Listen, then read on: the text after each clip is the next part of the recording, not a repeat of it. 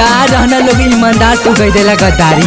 ए Modi ji army भैया रहना लोग ईमानदार तू गई देला गद्दारी।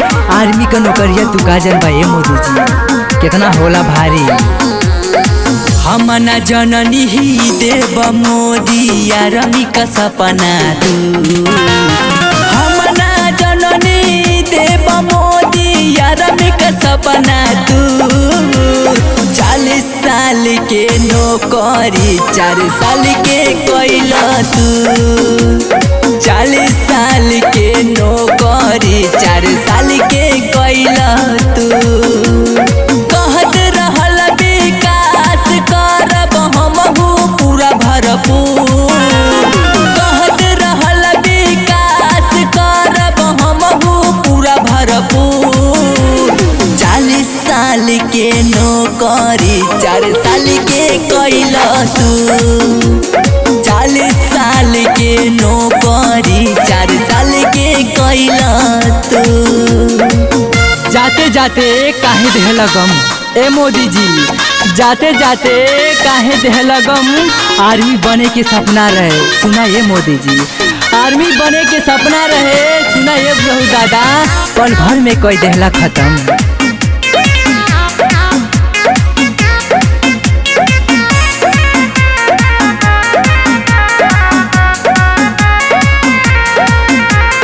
कोइले रहला जनता से वादा करब हम विकास हो। लास्ट साल में जाते जाते आर्मी के कोइला नाश हो। आर्मी के कोइला नाश हो।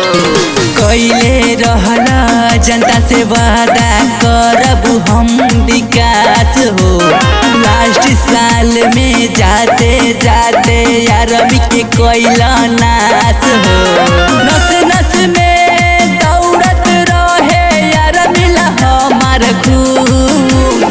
40 साल के नौकरी 4 साल के कोइला तू। 40 साल के नौकरी 4 साल के कोइला तू। तू तो घूमता रहा हेलीकॉप्टर और कार से। तू तो घूमता रहा हेलीकॉप्टर और कार से। आर्मी को ज्वाइन होके खातिर लड़का दौड़ा तारे 4 बजे अन्हार से। 40 साल का नौकरिया काहे कर दिला ये मोदी जी 4 साल के।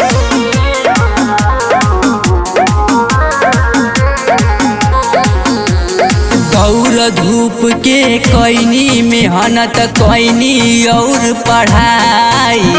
जान पे खेल के मोदी जी कश्मीर पे करी लड़ाई। कश्मीर पे करी लड़ाई। दौड़ धूप के कोइनी मेहनत कोइनी और पढ़ाई। जान पे खेल के मोदी जी कश्मीर पे करी लड़ाई। आकाश लखन के सपना के तू कोइला चकना चूर। 40 साल के नौकरी 4 साल के कोइला तू। 40 साल के नौकरी 4 साल के कोइला तू। अपन वाली होत या न हो मोदी जी।